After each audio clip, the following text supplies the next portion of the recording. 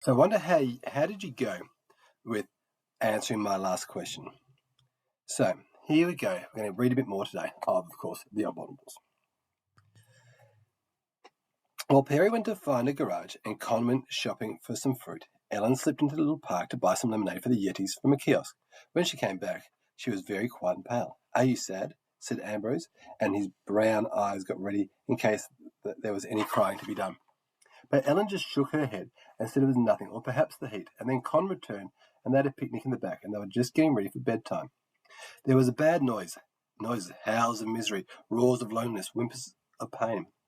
Even by the lights of his torch, Con could see the Yeti's eyelids turn pale, and Lucy, who had just taken her 7th banana, put it down untouched. "That was a poor lion who's got no meat to say sorry to," she said, as an ear-splitting roar filled the night. "The elephant got a pain in its trunk." "That elephant's got a pain in its trunk," said Uncle Otto, worried. "And listen to those poor seals coughing their lungs out." "Ah, so that's what the noise was. It was the zoo, all the animals in the zoo." Con was amazed. "How do you know which animals are which and what they're saying?" he asked. "You've never seen a lion or seals or elephants, have you?" Ambrose turned his whale eyes reproachfully on Con. "But they're our brothers," he said. Con sighed. He asked for that one. "Look, that's just a zoo. All animals make noises at night in a zoo." But Ellen, usually so quiet and gentle, interrupted him. "No, Con, it's an awful place, this. I saw it when I was getting the lemonade. The cages are filthy and far too small. There are flies everywhere, and monkeys are full of sores, and the antelopes have got foot rot, and there's a ghastly sort of dungeon place where they throw the dancing bears that are too old to work." It was true. The Aslan Zoo was a disgrace, but it was the Sultan's private zoo, and when people in the city complained, he just laughed. Ha, ha, ha, ha. As for the head keeper, a man called Mr. Bullaby, he took the money he was paid for the animals and used it for himself. So the animals were sick and cramped and underfed, and hundreds died every year from loneliness or bad feedings or disease. Con bit his lip, frowning. Cruelty to animals always made him feel completely sick and hollow. But he'd given his word that he'd help the Yetis to Farley Towers, and that meant keeping them cheerful and keeping them safe. So he began to tell them Rumpelstiltskin, making up such funny names for the Queen to guess that Ambrose nearly fell off his bunk laughing. And after they had whispered "lead kindly light," because there were still people about in the streets who might have thought it odd if a load of old carcasses had started singing hymns. The children slipped in front and curled up in the cab and fell asleep. But the Yetis couldn't sleep. Even when they shut their lids, they could still feel the noises of the dreadful zoo. And presently Ambrose leaned down from his bunk and said, "Grandma." "What is it?" said Grandma, opening her eyelids. "I was thinking, Ellen was sad about the zoo, wasn't she?" Grandma nodded, and no wonder. "Con was sad too," said Lucy. "He didn't say anything, but his face was all screwed up and tight." "So we could give them a surprise," said Ambrose. "Con and Ellen, I mean, because they've been so good to us." "A surprise?" said Clarence happily, nodding. "What sort of surprise, Ambrose?" asked Lucy. "A lovely one," said Ambrose, and his eyes blue and beaming. "We could let all the animals out of their cages." I was thinking they'd do the same thing. "Now, while it's dark, and in the morning they'd all be happy and free." There was a pause while the Yetis considered this. "Do as you would be done by," said Grandma presently.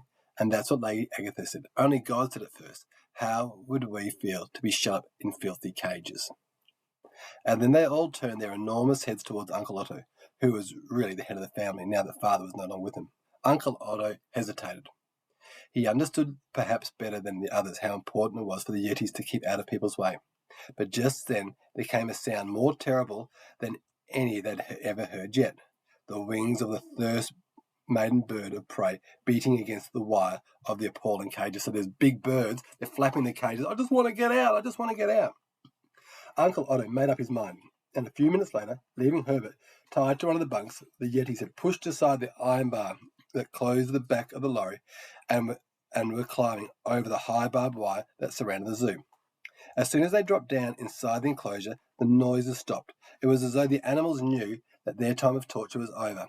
The lions stopped their restlessness, pacing and stood silent and golden-eyed, waiting waiting. The giraffes hung their poor stiff necks over the bars of their pen and blew softly and hopefully through their velvet lips. The weary old bears got up on their hind legs and danced on their own free will. Right, said Uncle Otto. He had left his woolly hat in the low, and in the moonlight his bald patch shone like the shield of St. George. Let us begin. The next 2 hours were the busiest of the Yeti's lives. When Lady Agatha had warned Con about the Yeti's strength, she hadn't been exaggerating. They bent iron bars like plasticine, broke locks with a couple of fingers, uprooted railings as if they were dandelions. Uncle Otto freed the big cats, the lions, the tigers and panthers and jaguars, and they rubbed themselves, soft as kitten, against his legs before lopping off joyfully into the night. Clarence helped out the poor rheumatic old hippopotamus and rhinoceroses, who had almost forgotten how to walk, and led the elephants with their sore trunks and runny eyes into the clump of palm trees where they could feed. Lucy led out the little things that had huddled sadly on the concrete floor of their smelly runs for years. Opossums like old handbags, scruffy little moon rats, and ducks and bush babies, which she shook out and set gently on their feet before they scampered gratefully away. Grandma, meanwhile, had got hold of a horse and was washing down the sea lion and walrus and alligators, who were covered in green slime from their disgusting sludgy ponds. Now off you go, and get down to the river quickly, she scolded a crocodile who was lying on his back, letting the hose play over his stomach and showing his poor broken teeth in the first real smile he'd smiled since the cruel Sultan's men had caught him in their nets. And it was marvellous to see how every animal, even the most stupid like the anteaters, or the fiercest like the cougars, or the shyest like the gazelles, found time to thank the Yetis with a graceful nibble, a friendly lick, or a thankful hiss, before they crawled or slithered or hopped off to freedom. The dancing bears were the last to go. It was as if they could hardly tear themselves away from the Yetis, and even when they had shuffled off into the darkness, they came back again and again to rub themselves once more against their rescuers. But at last the zoo was empty, and the Yetis were just turning back to the lorry when Lucy said, "Where's Ambrose? And what's that splash?" What that splash was Mr. Bubbly, the head keeper, whom Ambrose the Abominable had just thrown into the crocodile pond. "Ha!